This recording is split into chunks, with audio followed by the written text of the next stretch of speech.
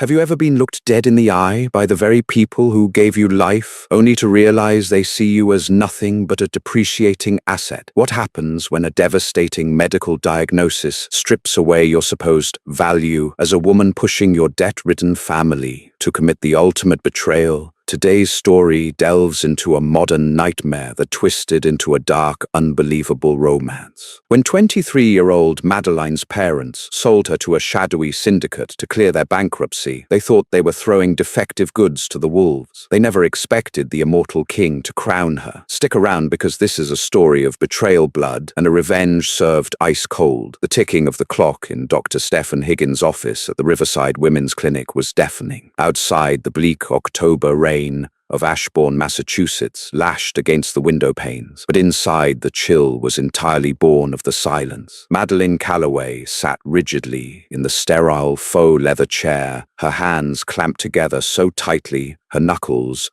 were translucent. At 23, she had spent the last 5 years in agonizing pain, dismissed by specialists who told her it was all in her head, just the normal struggles of womanhood. But Dr. Higgins wasn't dismissing her today. He was looking at her with a heavy, pitying gaze over the rims of his reading glasses. "I am so sorry, Madeline," Dr. Higgins said, his voice a low, clinical murmur. "The ultrasound and your recent hormone panels confirm it. You have advanced premature ovarian failure, severely complicated by stage 4 endometriosis that has ravaged the tissue. Your ovaries are completely non-functional." Madeline felt the air drain from the room. "Non-functional? So I just need stronger medication, a surgery." "No," he said softly, folding the manila folder on his desk. "The scarring is irreversible. You cannot conceive, Madeline. Not naturally, not through IVF. You are permanently sterile." The word hung in the air like a death sentence. Sterile. In a normal family, this news would be met with tears, hugs, and the reassurance that a woman's worth is not tied to her womb. But the Calloways were not a normal family. Peter and Serena Calloway were the desperate, clinging remnants of local high society. Their company, Calloway Logistics,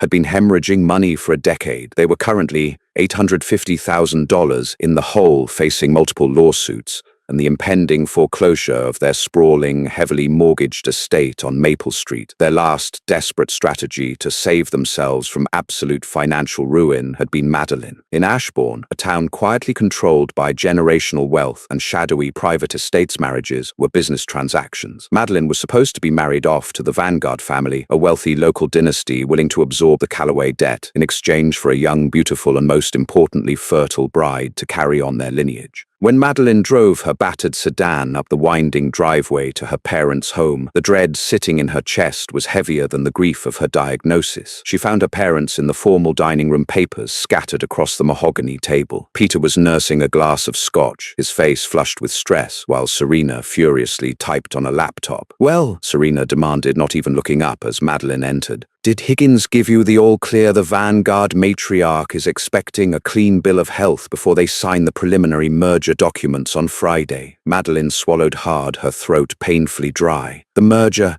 It's not going to happen, Mom." Peter slammed his glass down. "What are you talking about? Did you say something stupid to their son, Madeline? I swear to God." "I'm sterile," Madeline blurted out, the tears she had been fighting finally spilling over her cheeks. "Dr. Higgins said my ovaries failed. I have severe endometriosis. I can never have children." The silence that followed was absolute. It was a suffocating, freezing vacuum. Serena stopped typing. Peter stared at his daughter, his eyes wide before his expression hardened into something incredibly ugly. "Sterile," Peter repeated, testing the word, as if it were a spoiled piece of meat on his tongue. "Mom, Dad, I'm so sorry. I know this ruins the Vanguard deal, but I'm terrified. I don't know what this means for my health." Madeline stepped forward, seeking a mother's embrace, a father's reassurance. Serena stood up, her face a mask of cold fury. She didn't reach out to comfort her daughter. Instead, she looked at Madeline with an expression of pure, unadulterated disgust. "You useless, broken girl," Serena hissed. "We have poured hundreds of thousands of dollars into your upbringing, your schooling, keeping up appearances, all so you could secure our future. And you're telling me you are completely empty inside?" "Serena," Peter warned, but his tone held no defense for Madeline. He was already pulling out his phone, his mind calculating their doom. "The vanguards will pull out by morning. We are bankrupt, Serena. We are going to lose the house, the cars, everything. I am standing right here," Madeline cried out, her voice cracking. "I just found out I can never be a mother, and you're talking about cars." "Shut up, Madeline," Peter roared. "You have doomed this family. You had one job, one biological function to fulfill, to save us from living on the streets, and you couldn't even do that." Madeline stumbled backward, the physical pain in her abdomen suddenly rivaled by the shattered reality of her parents' conditional love. She fled to her room, locking the door, sobbing into her pillows until her lungs burned. She thought the worst thing that had happened to her that day was the medical diagnosis. She was wrong. Downstairs in the dead of night, Peter Calloway was making a phone call to a number he had sworn he would never dial, a number belonging to the underground lords of Ashbourne, the Sterling Syndicate. 3 days passed in agonizing isolation. Madeline was confined to her room, treated less like a daughter and more like a quarantine patient. The meals left outside her door were sparse. Her parents refused to look at her when she passed them in the hallway. On the evening of the 4th day, a sleek black fleet of SUVs with deeply tinted windows rolled silently up the long driveway of the Calloway estate. Madeline watched from her second-story window, a knot of unease tightening in her stomach. Men in impeccably tailored charcoal suits stepped out. They moved with a strange fluid grace that felt unnatural, their skin starkly pale under the dim outdoor security lights. At their helm was a tall man with jet-black hair and eyes that caught the light like polished onyx. He carried a silver briefcase. Madeline crept to the top of the stairs, listening as the heavy oak front door opened. "Mr. Calloway?" The man's voice drifted up the stairs, smooth as silk and cold as a morgue slab. "I am Alexander. I represent the Sterling Syndicate. You called us regarding a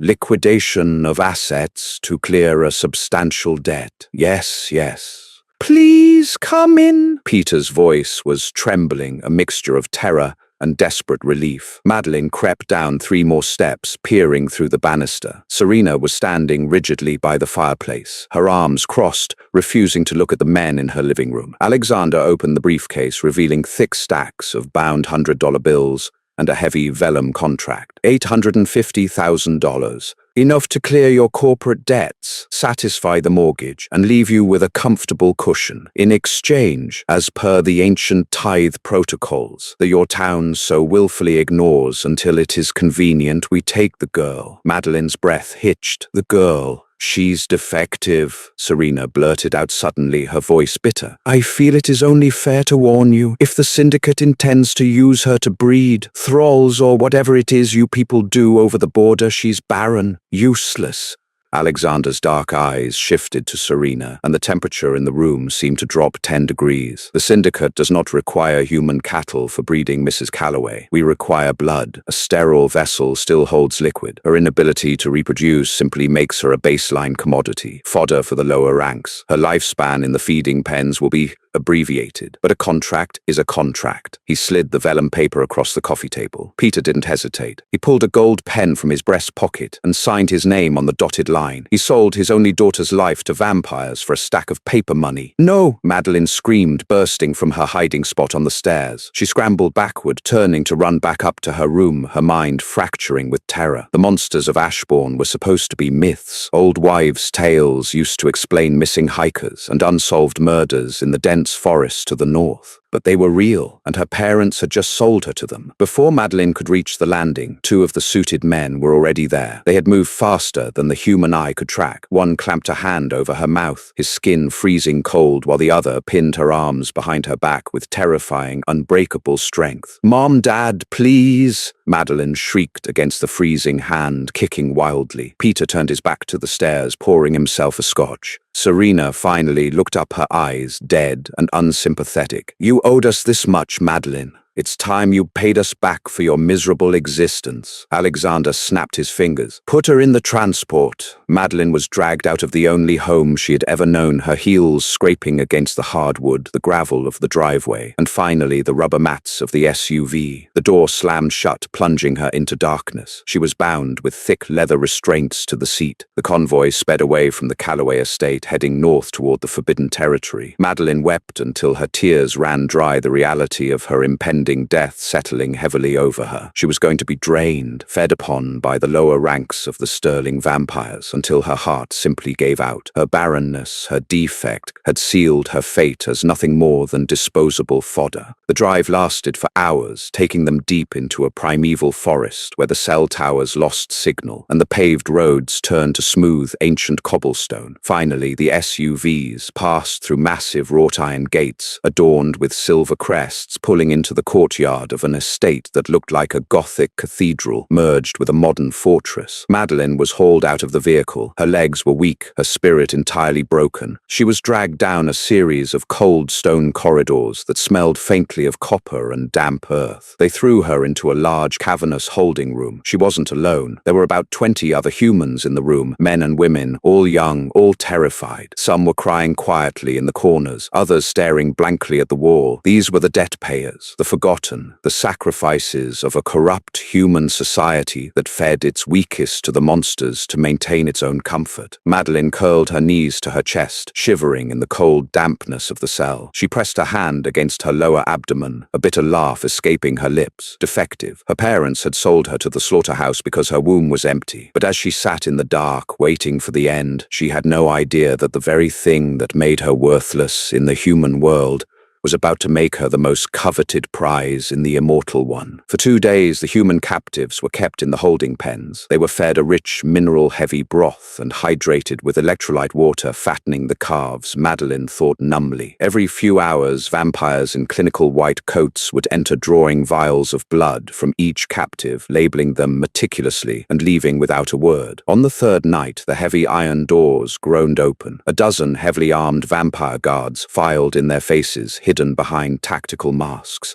On your feet, it is the night of tithe. The king will inspect the harvest. A guard barked, his voice carrying an unnatural, echoing resonance. The captives were herded like sheep out of the damp cells and up a grand, spiraling staircase. The environment shifted drastically. The cold stone gave way to plush, crimson carpets, towering mahogany pillars, and massive crystal chandeliers that bathed the grand hall in a warm, deceptive light. Hundreds of vampires lined the perimeter of the room. They were breathtakingly beautiful, dressed in modern haute couture, sipping from crystal flutes that held dark ruby liquid. But beneath their flawless exteriors, Madeline could feel the predatory hunger radiating from them. Their eyes tracked the humans with barely concealed savagery. The 20 humans were lined up in the center of the room. Madeline stood near the end, her head bowed, her plain gray clothes hanging loosely on her trembling frame. A sudden hush fell over the room. The murmurs died instantly. The air grew thick, heavy, with an oppressive, ancient power that forced Madeline to her knees. Several other humans collapsed beside her, unable to bear the sheer weight of the aura entering the room. Through the massive double doors at the far end of the hall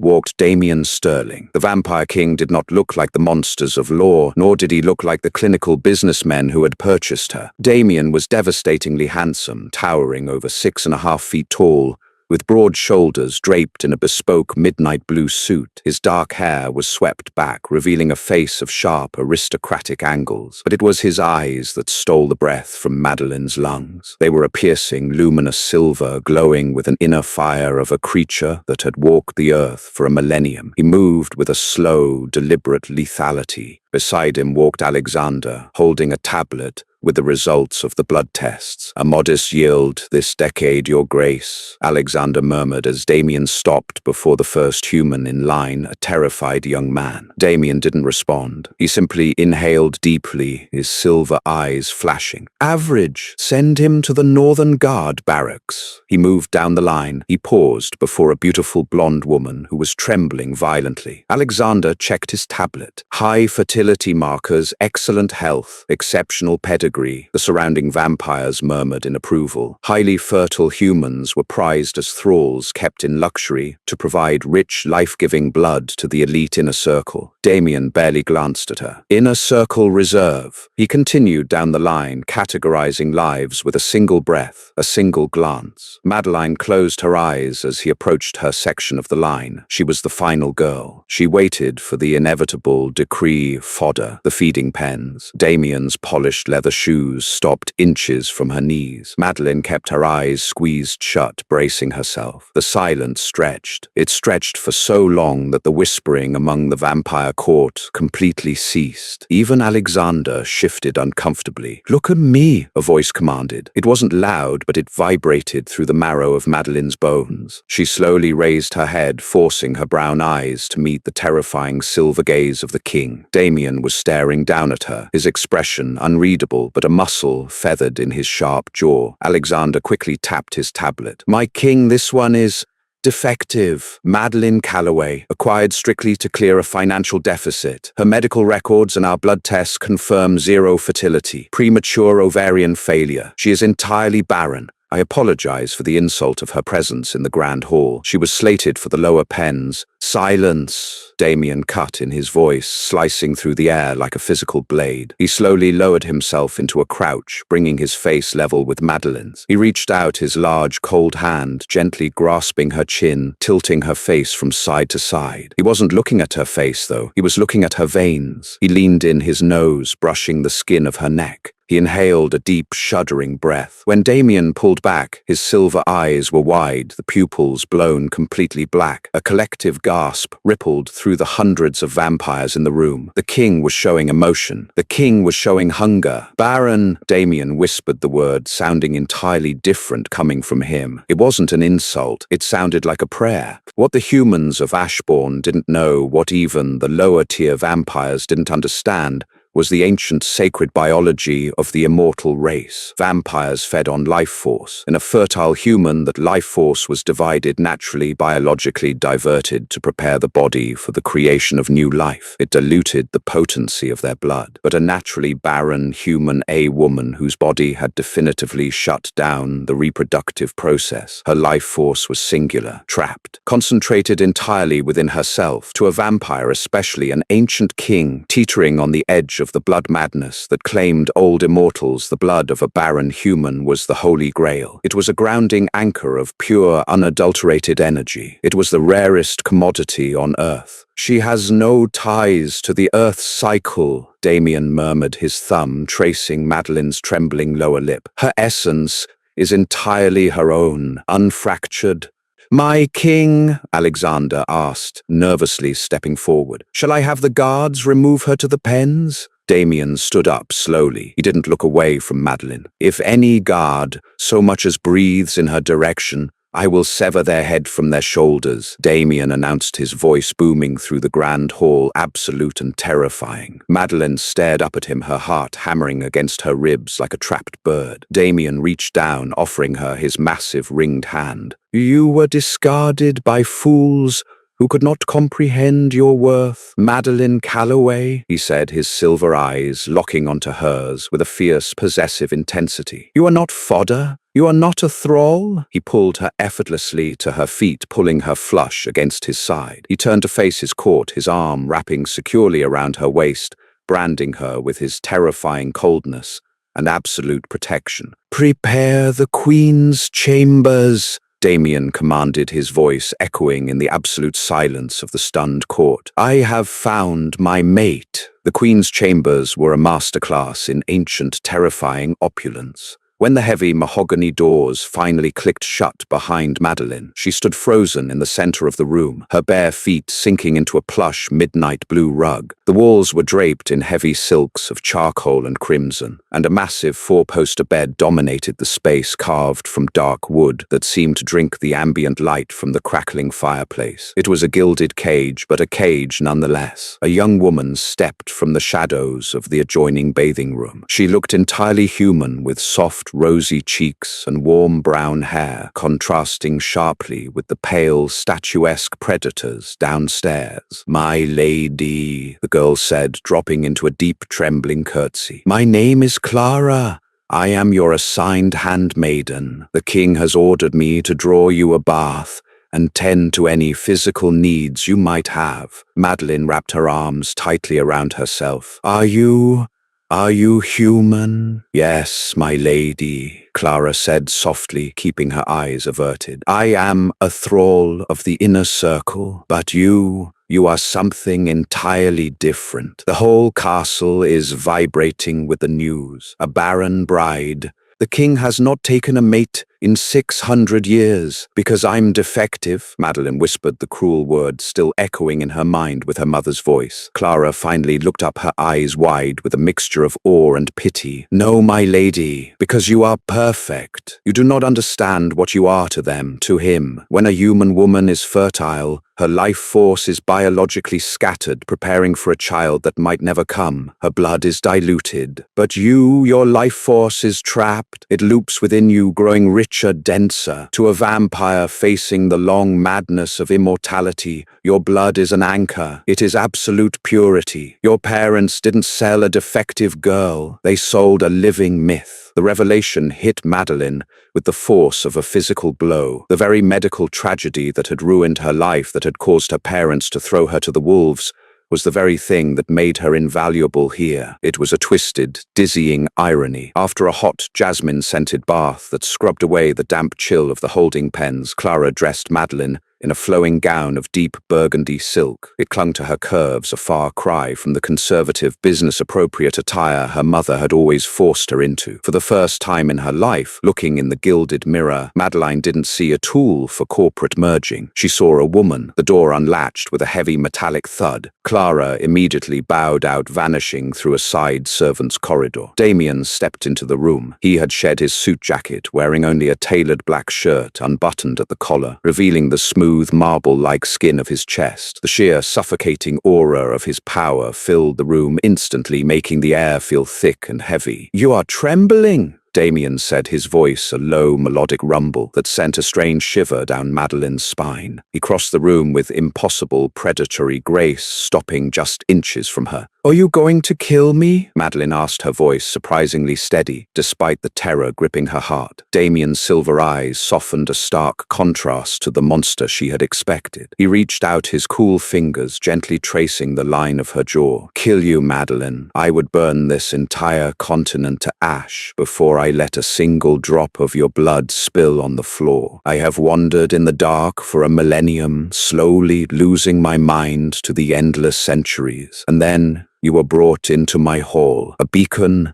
of pure, undivided life. My parents said I was useless." She choked out a rogue tear escaping her eye. Damien's jaw tightened, his eyes flashing with a terrifying, violent darkness. "Your parents are blind, insignificant insects. They sold a diamond because they were looking for glass. Do not ever let their poison echo in your mind again. You are mine now, and as my queen, you will want for nothing." He leaned in closer. The scent of him was intoxicating cedar night air and a sharp, metallic undertone of ozone. "But the bond must be initiated. I need to taste you, Madeline, to seal your scent as mine so that no other creature in this syndicate ever dares to look at you with hunger." Madeline swallowed hard. She slowly tilted her head to the side, exposing the fragile, pulsing line of her neck. "Will it hurt?" "Only for a moment," he promised, his voice dropping to a harsh, needy whisper. "And then it will be something else entirely." His lips brushed her skin, freezing cold before his fangs extended. The initial pierce was a sharp, stinging bite, making Madeline gasp and grip his broad shoulders. But then a wave of intense, euphoric heat flooded her veins. It wasn't pain, it was a dizzying rush of adrenaline and pleasure. She felt the heavy, suffocating sadness of the past 5 years pulling out of her, drawn into him. Damien groaned, a deep guttural sound that vibrated against her skin. As he drank her unique, concentrated blood, the silver light in his eyes flared so brightly it illuminated the dim room. The ancient, creeping madness that had been slowly eating at his mind for centuries vanished in an instant, replaced by crystal clarity. When he finally pulled away, He looked down at her with a reverence that bordered on worship. He gently licked the 2 small puncture wounds, closed his saliva, instantly healing the broken skin. "My queen," Damien breathed, pressing his forehead against hers. "They threw you into the abyss, but you have just become my salvation." News of the king's new human barren mate ripped through the Sterling Syndicate like a wildfire. While Damien's absolute authority kept open rebellion at bay, the shadows of the ancient castle were thick with whispers. For 3 weeks, Madeline lived in a state of surreal luxury. Damien was fiercely protective, keeping her close to him at all times. He fed from her every few days, and with each exchange, Madeline felt a strange, intoxicating energy blooming within her. Her chronic pain from the endometriosis, which had plagued her for years, completely vanished. The sheer potent magic in Damien's venom, left behind during his bites, was healing her broken body, even if it could not restore her fertility. But not everyone was celebrating the king's newfound clarity. Georgina was a high-ranking vampire of the inner circle, a viciously beautiful predator who had spent the last 2 centuries positioning herself to become Damien's queen. She was a lethal politician, and the sight of a fragile, broken human sitting at Damien's right hand during the evening banquets drove her to a silent, festering rage. One afternoon, while Damien was meeting with the Syndicate's territorial warlords, Madeline was walking through the sprawling, glass-enclosed botanical gardens of the estate. Clara walked a few paces behind her. "It must be quite the adjustment," a smooth, venomous voice echoed through the orchids. Georgina stepped out from behind a massive fern,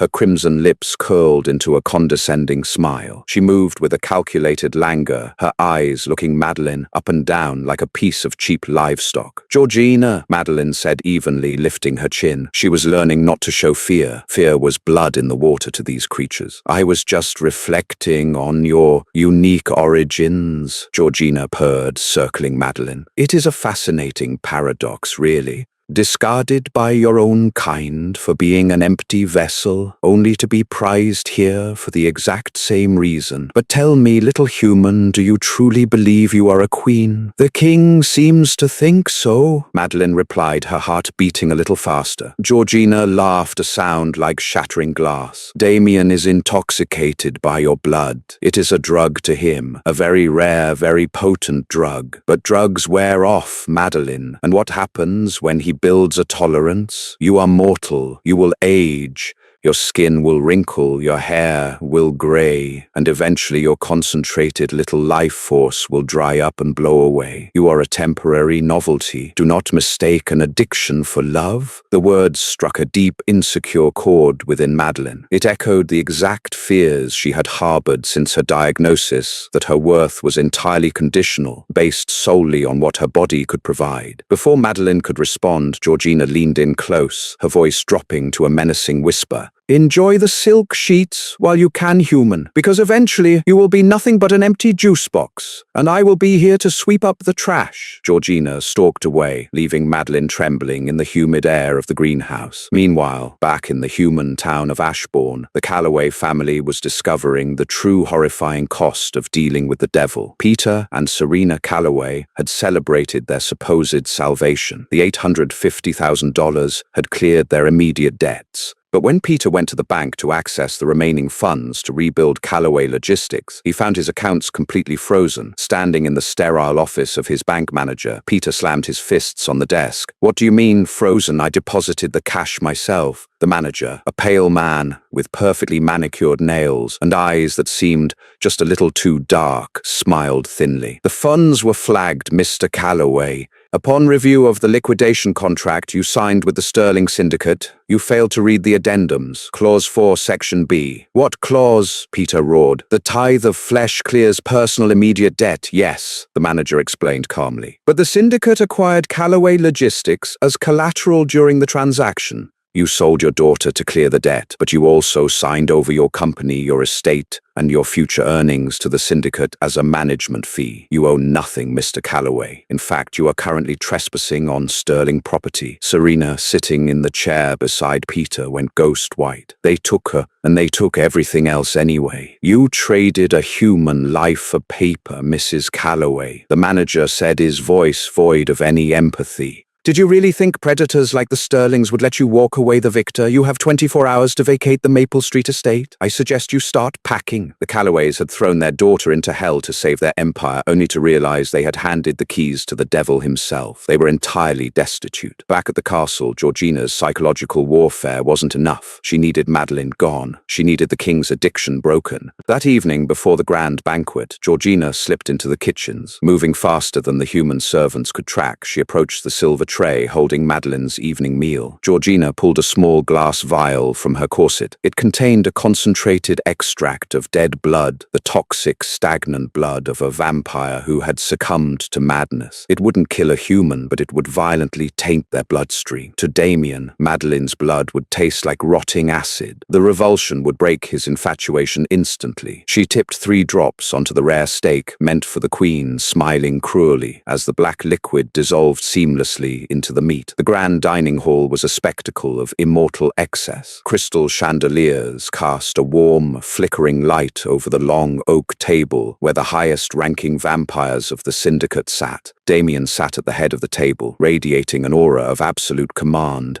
with Madeline seated directly to his right. Madeline felt exhausted. Georgina's words from the greenhouse were a heavy weight on her chest. Was she just a living vial of medicine to Damien a temporary fix? The human servants moved silently, placing heavy silver plates before the guests. Clara carefully set Madeline's plate down. The steak was cooked rare, exactly as Damien had ordered it for her, claiming she needed the iron to replenish what he took. Georgina sat 3 seats down, nursing a goblet of blood wine, her eyes locked onto Madeline's plate with a predatory intensity. Madeline picked up her silver fork and knife, cutting a small piece of the meat. She raised it to her lips. Before the meat could even touch her tongue, a terrifying concussive wave of power exploded from the head of the table. Damien's hand lashed out, moving so fast it was a blur. He struck the silver fork from Madeline's hand. The utensil embedded itself an inch deep into the solid stone wall across the room with a sickening thwack. The entire hall fell into a deadly, suffocating silence. Every vampire froze. Damien was on his feet. His silver eyes were entirely gone, replaced by a pitch-black abyss of absolute unhinged fury. His fangs were fully extended, and a low, terrifying snarl tore from his chest. He wasn't looking at Madeline. He was staring at her plate. His immortal senses, heightened by his bond with Madeline, had detected the foul, rotting scent of the dead blood the moment it breached the air around her. "Who?" Damien's voice wasn't loud, but it shook the glass in the window panes. It was the voice of a very ancient, very violent apex predator. No one moved. No one breathed. Damien's black gaze snapped slowly to the side, locking onto Georgina. The air around the king actually seemed to warp with the sheer density of his rage. "You dare!" Damien whispered, his voice dripping with lethal promise. Georgina's smug confidence evaporated instantly. Genuine primal terror washed over her flawless face. "My king, she is a human, a plaything. She is clouding your judgment." Damien didn't walk. He seemed to simply materialize behind Georgina. He grabbed the back of her head, slamming her face down onto the heavy oak table with enough force to splinter the wood. Georgina shrieked a horrific, unnatural sound. "She is my queen," Damien roared, his voice echoing like thunder. "She holds the only light in my dark existence, and you tried to poison her. You tried to taint what is mine." He hauled Georgina up by her hair. Alexander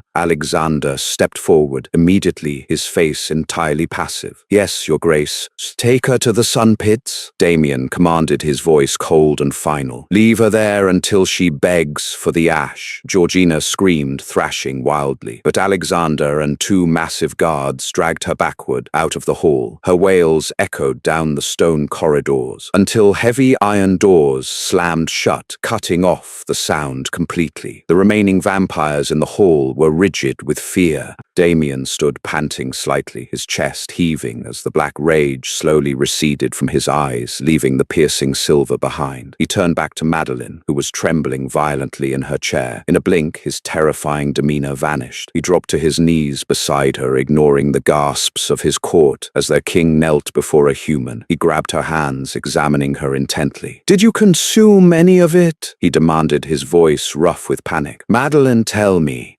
"No," she whispered, her voice shaking. "You stopped me, Damien. What was it?" "Poison," he spat, glancing at the plate with disgust. "Designed to rot your blood from the inside out, to make you useless to me." He looked back up at her, and the raw, unmasked terror in his ancient eyes shattered every doubt Georgina had planted in Madeline's mind. This wasn't just a vampire protecting his food source. This was a man terrified of losing his soulmate. "I cannot risk this again," Damien murmured, his thumbs smoothing over her knuckles. "You are too fragile in this state. The bond must be finalized. Not just me taking from you, but you taking from me. It will bind our life forces. It will grant you my strength, my resilience." "You want me to drink your blood?" Madeline asked, her eyes widening. "It will change you, Madeline," Damien warned softly, leaning in close. "You will not become a vampire. Your unique biology prevents the full turn. But you will no longer be entirely human. You will be stronger, faster.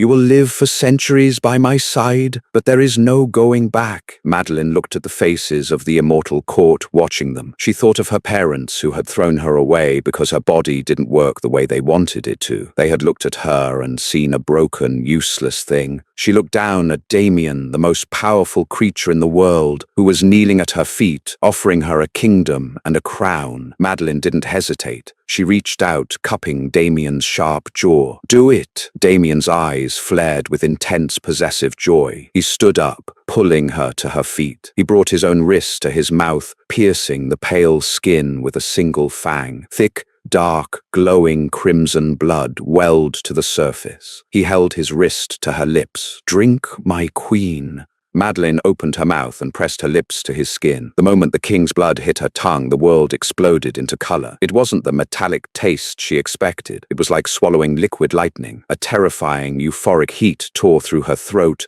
and slammed into her chest. She felt her heart stutter, then roar back to life with a booming, thunderous rhythm that echoed in her ears. Her vision instantly sharpened. She could see the individual dust motes dancing in the candlelight. She could hear the frantic, terrified heartbeats of the vampires standing 30 feet away. The chronic fatigue, the lingering weakness of her humanity was incinerated in a split second. She pulled back, gasping for air. Her brown eyes, once soft and weary, were now ringed with a brilliant, predatory silver light. Damien caught her waist as she swayed, a fierce, triumphant smile breaking across his face. He turned her to face the stunned court. "Behold," Damien's voice rang out, vibrating with absolute authority. "Madeline Sterling, your queen, indestructible, bound to me until the end of time. Anyone who fails to kneel will forfeit their life tonight." As one massive, synchronized wave, the hundreds of ancient predators in the hall dropped to their knees, bowing their heads to the floor. Madeline stood tall, the raw, ancient power of the vampire king coursing through her veins. She was no longer the defective daughter of Peter and Serena Calloway. She was the queen of the shadows, and her reign had only just begun. The transformation was not merely physical, it was a fundamental rewiring of Madeline's soul. For the first 23 years of her life, she had been defined by her perceived deficits: a failing bank account, a failing reproductive system, a failing daughter. But the king's blood had incinerated those insecurities, replacing them with a terrifying, unshakable confidence. Her senses were now razor-sharp. She could hear the soft, rhythmic hum of the castle's ancient generators deep underground and the subtle, nervous shifting of the immortal guards when she walked past them in the corridor. She did not burn in the sun like a true vampire, nor did she crave human blood. Her unique biology had synthesized Damien's venom, turning her into a lethal hybrid, a daywalker with the strength of an apex predator and the concentrated, pure life force of a barren human. Damien was obsessed. The bond they shared meant he could feel her emotions, and the sheer radiant joy she now experienced was intoxicating to him. But while Madeline was healing the human world she had left behind was unraveling in spectacular, pathetic fashion. 50 miles south, in a damp, roach-infested motel room off Interstate 95, Peter and Serena Calloway were hitting rock bottom. The eviction from the Maple Street estate had been brutal and swift. The local police, heavily bribed by the syndicate's shell corporations, had given them exactly 20 minutes to pack their bags. Now stripped of their wealth, their country club memberships, and their dignity, desperation drove them to stupidity. Peter had retained the services offices of a sleazy, desperate attorney named Stephen Carmichael. Carmichael was a man who chased ambulances and corporate settlements, completely unaware of the supernatural underbelly of Massachusetts. Peter had fed Carmichael a fabricated story, a hostile corporate takeover by a shadow monopoly called Sterling Enterprises, accompanied by the forceful kidnapping of his daughter Madeline. "We sue them for everything," Carmichael declared, pacing the stained carpet of the motel room. "We threaten to take this to the federal authorities. Racketeering, kidnapping, extortion. These Sterling guys will settle out of court for tens of millions just to keep their names out of the press. We just need proof of life regarding your daughter." Serena sat on the edge of the sagging bed, her face gaunt, dragging on a cheap cigarette. "Just get our money back, Stephen. I don't care what you have to do." They drafted a legal demand, an audacious extortion letter, and sent it to the public-facing corporate headquarters of Sterling Logistics in Boston. They expected a team of panicked corporate lawyers. They did not expect the Queen. 3 days later, Carmichael arranged a meeting in a supposedly neutral location, a high-end private conference room in downtown Boston. Peter, Serena, and Carmichael sat on one side of the long mahogany table, sweating through their cheapened clothes, armed with briefcases full of hollow legal threats. The double doors swung open, but no lawyers entered. Instead, 2 towering guards in impeccable charcoal suits stepped inside, taking positions at the flanks of the door. Then Alexander entered, his dark eyes sweeping over the Callaways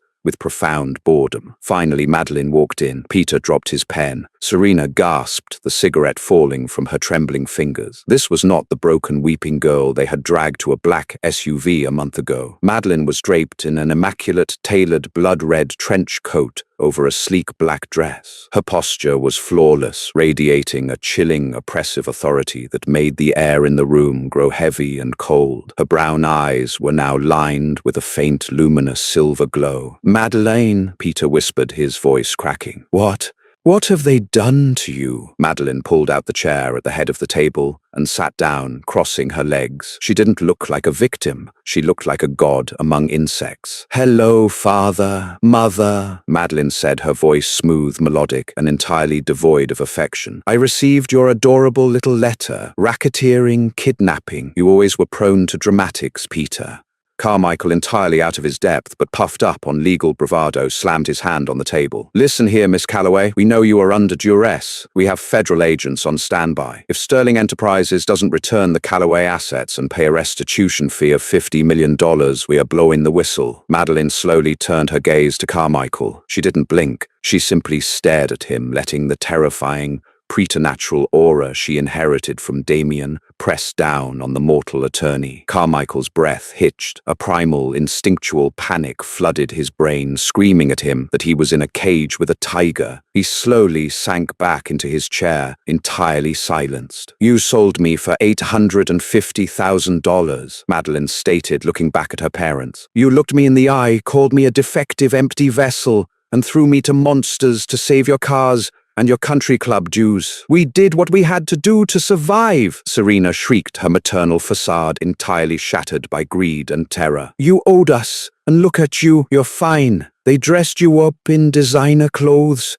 You owe us a cut of this new life, Madeline." Madeline smiled, and it was a cold, sharp thing. "I owe you nothing. I came here today to deliver a message personally, because I wanted to see the look on your faces when you realized the truth." She leaned forward, her silver-ringed eyes locking onto Peter's. "The syndicate did not steal Calloway Logistics. You signed it over in the fine print of a contract you were too greedy to read. You have no legal standing, no money, and no daughter. If you ever attempt to contact the syndicate or utter my name again, my husband will not send lawyers. He will send Alexander, and there will not be enough left of you to fill a matchbox." Peter paled, his eyes darting to Alexander, who offered a terrifyingly polite, toothy smile. "You're a monster," Serena whispered, tears of sheer, impotent rage spilling down her cheeks. "No, mother," Madeline replied softly, standing up. "I was a human. You made sure that didn't last. Now I am a queen. Enjoy the motel." She turned and walked out of the room, leaving her parents trapped in the squalor they had built with their own treacherous hands. The door clicked shut, severing her ties to her human past forever. While Madeline had conquered the ghosts of her past, the ancient politics of the immortal world were far less easily subdued. The Sterling Syndicate was not the only power structure in North America.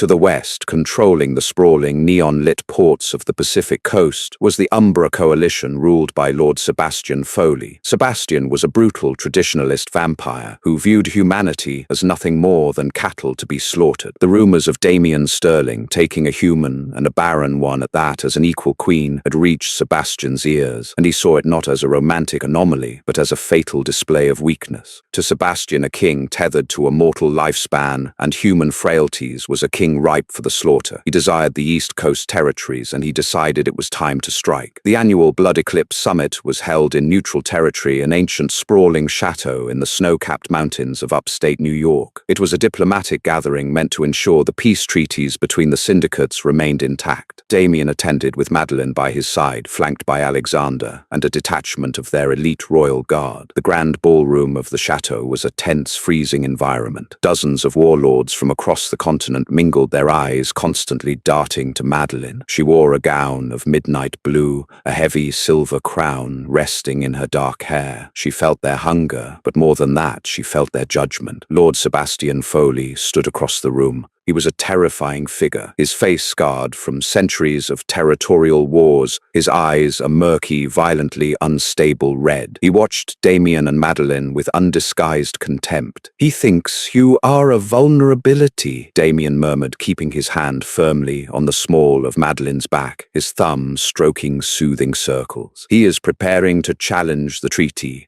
"Let him try," Madeline whispered back, her senses scanning the room. The ambush did not come with a declaration of war. It came with a betrayal. Halfway through the summit, as the warlords gathered around the massive obsidian council table, the lights in the chateau violently flickered and died. Emergency red strobes bathed the room in a bloody, pulsing glow. Instantly, the scent of ash and ozone filled the air. "Protect the king," Alexander roared, drawing a pair of curved silver alloy blades. But the betrayal was from within the neutral guards. 10 of the chateau's sentries, heavily bribed by Sebastian, turned their weapons on the Sterling delegation. They weren't using standard firearms. They were armed with pneumatic stakes laced with concentrated dead blood, the same toxic substance Georgina had tried to use on Madeline. A single scratch would paralyze a vampire, rotting their veins in seconds. Chaos erupted. The room became a blur of terrifying preternatural violence. Damien moved faster than the human eye could process, snapping the necks of 2 assassins before they could even level their weapons. Alexander was a whirlwind of silver blades defending their flank, but Sebastian was not aiming for Damien. He knew the king was too strong. He was aiming for the supposed weak link. He was aiming for Madeline. Using the chaos as a shield, Sebastian vaulted over the obsidian table, a jagged, dead blood-laced dagger in his hand. He lunged at Madeline, his red eyes blazing with triumph. "Let's see how the king rules without his little blood bag," he snarled. Damien was engaged with 3 heavily armed assassins across the room. "Madeline," he roared, a sound of absolute world-ending terror tearing from his throat. He threw an attacker aside, but he was a fraction of a second too late. Sebastian drove the dagger directly toward Madeline's chest. In her human life, Madeline would have frozen. She would have cowered and accepted her fate just as she had when her parents sold her. But she was no longer merely human. She was pumped full of the concentrated venom of an ancient king, and her barren biology had hyper-processed it into sheer, raw, kinetic energy. Time seemed to slow down to a crawl. Madeline didn't scream. She didn't flinch. As the dagger descended, she pivoted on her heel with a speed that left a blurry afterimage. She caught Sebastian's wrist mid-strike. The ancient vampire warlord's eyes widened in absolute shock. A human should not have been able to track his movement, let alone stop it. But Madeline's grip was like an industrial vice. "I am not a blood bag," Madeline hissed, her brown eyes flashing with blinding silver light. With a brutal, singular motion, she twisted Sebastian's arm. The sickening crack of his ancient bones shattering echoed loudly, momentarily pausing the brawl around them. Sebastian let out a guttural howl, dropping the dead blood dagger. Before he could recover, Madeline stepped into his guard, driving her palm upward into his chest with the force of a freight train. The blow sent Sebastian flying backward. He crashed through the heavy oak doors of the council chamber, skidding across the marble floor of the hallway in a broken, humiliated heap. The remaining assassins paused, staring in sheer disbelief at the human queen who had just physically dismantled one of the most feared warlords in North America. That pause was all Damien needed. Within 3 seconds, the king and Alexander had slaughtered the remaining traitors. The room fell deathly silent, save for the heavy breathing of the combatants. Damien crossed the room, instantly pulling Madeline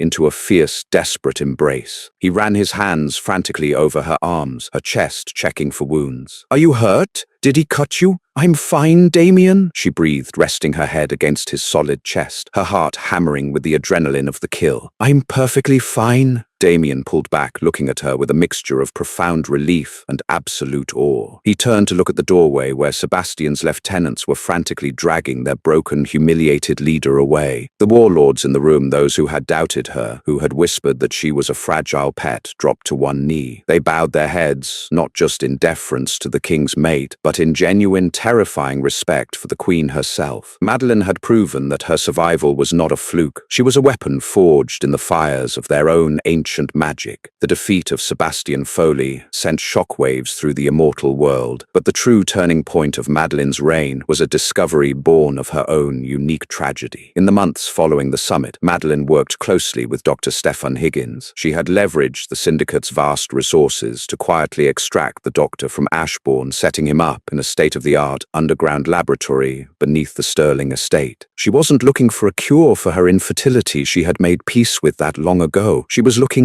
into the nature of the blood bond. "It's miraculous, Your Grace," Dr. Higgins said one evening, holding up a glowing vial of blood. "Your body naturally acts as a centrifuge for immortal venom. Because your reproductive system is entirely dormant, your body reallocates all of its biological resources to processing the king's life force. You don't just absorb it, you purify it." The implications were staggering. For millennia, the greatest threat to the vampire race was the long madness, a gradual, unavoidable psychological decay caused by centuries of absorbing fractured, diluted human life forces. It was what made old vampires turn feral, violent, and eventually self-destruct. Damien had been teetering on the edge of it before he found Madeline, but Dr. Higgins had synthesized a serum using Madeline's purified blood, mixed with a synthetic binding agent. It wasn't a temporary fix. It was a permanent cure for the long madness. When Damien and Madeline unveiled the serum to the syndicate, the power dynamics of the global immortal society shifted overnight. Madeline was no longer just the king's mate or a powerful fighter. She held the monopoly on immortal sanity. Warlords from Europe, Asia, and across the Americas groveled at her feet, offering territories, wealth, and absolute fealty in exchange for a single vial of the Queen's grace. She instituted sweeping reforms. She outlawed the barbaric tithe of flesh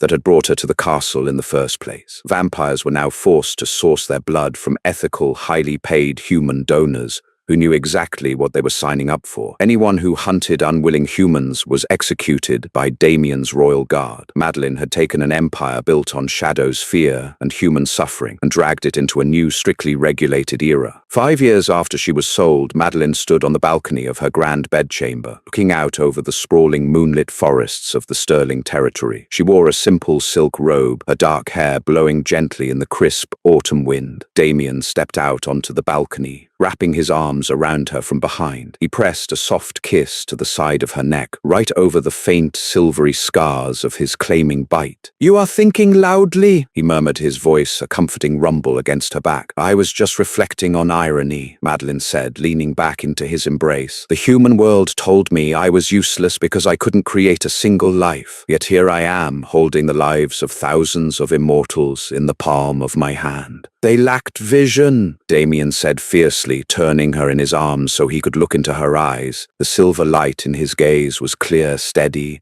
and entirely devoted. "You are the greatest thing that has ever happened to this world, Madeline. You are my anchor, my queen, and my equal." He kissed her, a deep, passionate promise that echoed through the eternity they now shared. Far away in the bustling, grimy underbelly of Boston, The night shift was just beginning at a massive automated logistics warehouse owned by a subsidiary of Sterling Enterprises. An older man in a stained grey jumpsuit pushed a heavy mop bucket down the harsh fluorescent-lit corridor. He was gaunt, deeply aged, and his eyes were hollow with regret. A woman equally worn and bitter-faced scrubbed the grout of the industrial bathrooms nearby. Peter and Serena Calloway worked 12-hour shifts scrubbing floors for minimum wage to survive in a squalid apartment. They never spoke of the daughter they had thrown away. They couldn't bear to. Every time they looked at the logo on their paychecks, a sleek silver S intertwined with a crown, they were violently reminded of their catastrophic failure. They had traded a diamond for dirt, and now dirt was all they had left. Madeline Sterling, the defective, barren daughter of a bankrupt dynasty, had not just survived the monsters in the dark. She had become their absolute ruler, forging a reign of brutal justice and terrifying grace that would last for centuries. There you have it, a chilling testament